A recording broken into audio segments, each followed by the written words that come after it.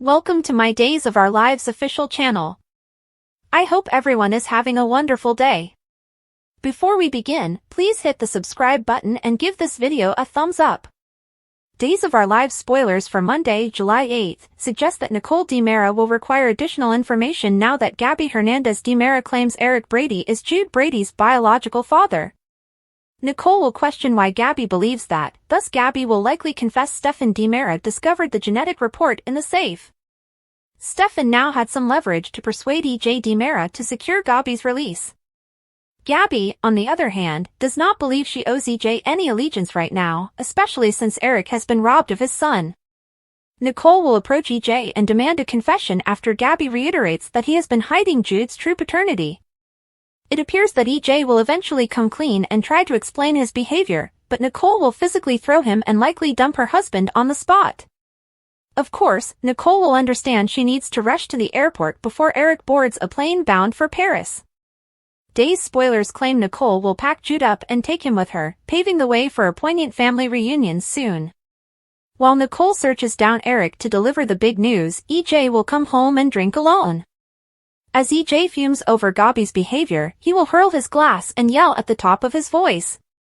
Days teasers suggest that EJ will make a spiteful pledge in Monday's DOL episode. If EJ gets his way, Gabby and Stefan will both have to pay. Stefan will lash out at Gabby, demanding to know what she was thinking. Stefan thought he had convinced Gabby to keep her tongue shut, but he was definitely mistaken. Stefan will now be concerned about EJ's retaliation and the danger of losing Gabby again.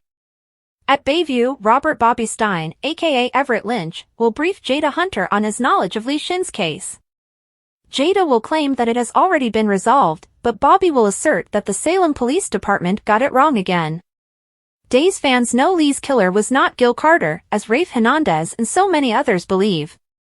It was Connie Valinsky, thus additional information about her shady motivations will be released soon. Will Bobby remember witnessing Connie go into Lee's apartment? Will Bobby be able to identify Connie, or will he simply describe the woman he saw? At the Brady pub, Kate informed Kayla that Body and Soul had been cancelled. Kayla remembered how much Abe had gushed about the show while staying with Steve and her. Kate explained that Abe had to be aware because he read all of the soap publications and message boards on a regular basis. Both women questioned how Abe was handling the loss of his TV family. Abe sat on the couch with Paulina and wished her a good 4th of July. Paulina bemoaned that Chanel's miscarriage would make the occasion less pleasant. Paulina was happy, however, that the couple would not be relocating to Los Angeles, as she had never enjoyed the city. The mention of Los Angeles reminded Abe of the show Body and Soul, which was filmed there. When he switched on the television, he was surprised to see a news program instead of the show. Paulina suspected that the network may have adjusted the schedule. She had to get to work, so she kissed Abe and mocked him for enjoying himself before leaving. Abe looked at the screen and murmured that the show better not be cancelled. After Kate arrived, Abe began raving about the network preempting the show. Kate unhappily informed Abe that Body and Soul had not been preempted, but rather cancelled. She explained the decision as political issues behind the scenes. Abe was disappointed that the play had ended abruptly, with no closing or even a thank you to the audience. Kate reasoned that the show's demise would result in less competition for their business. Abe was still concerned that he would never know the answers to the show's unresolved questions, such as will Charlemagne tie the knot for the 16th time? Kate grinned and suggested that the audience may get their queries answered. Abe assumed Kate was suggesting that they launch an online campaign for the show. Kate replied that would take too long, so she suggested that Abe and she buy the rights to Body and Soul. She reasoned that because the show already had a loyal fan base, it would be far easier than starting a new soap opera. And we'd be the reason these characters live on, Kate said. Abe seemed fascinated by the notion. Stephanie ran into Jada's office at the police station and requested her assistance with Everett.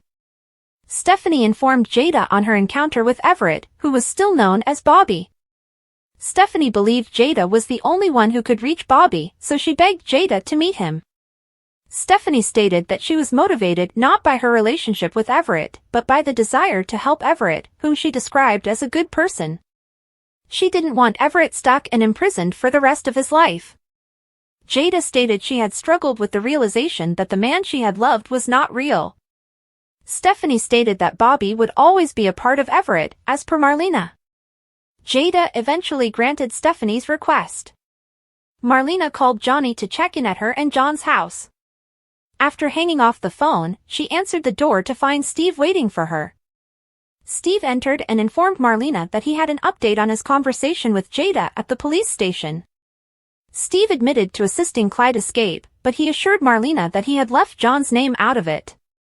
However, Steve informed Jada that he still thought he had an accomplice. Steve shifted the conversation to John, asking how his partner had been doing on the vacation to Greece. Marlena admitted that John still did not seem like himself. She surprised Steve by saying that John had nearly murdered him.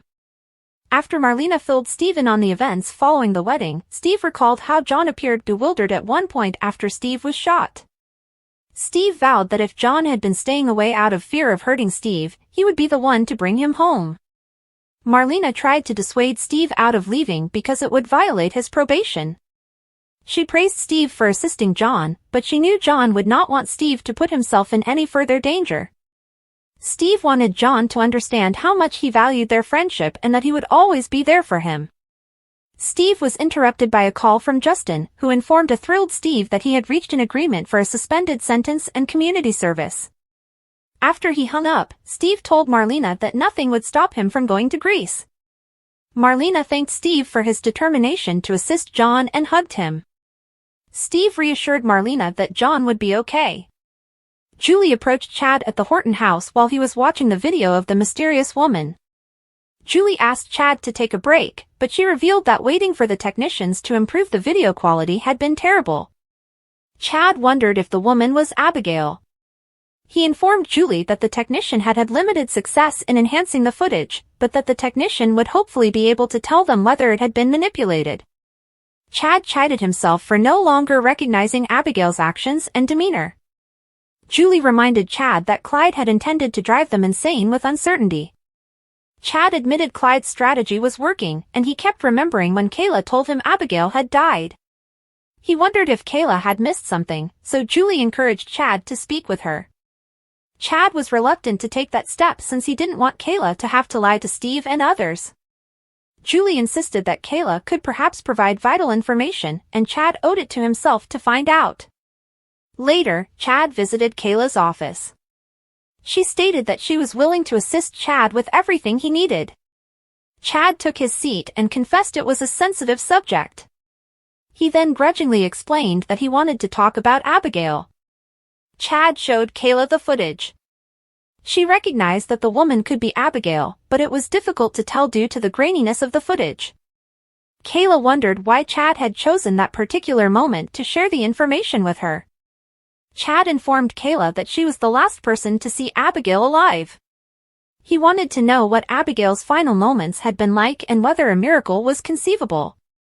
Kayla argued that, while Abigail had lost a lot of blood, certain medicines might have substantially decreased her heart rate, mimicking death. Kayla also acknowledged the miracles that had already occurred for herself, Steve, Marlena, Kate, and Beau. She advised Chad check with the funeral home to see if Abigail had been embalmed and ready for burial. Following Chad's departure, Steve approached Kayla in her office. She was relieved when he informed her that the allegations against him had been dropped, but she was less thrilled when Steve announced his plans to visit Greece. Thanks for watching. If you like this video, so please don't forget to subscribe my channel and don't miss any update.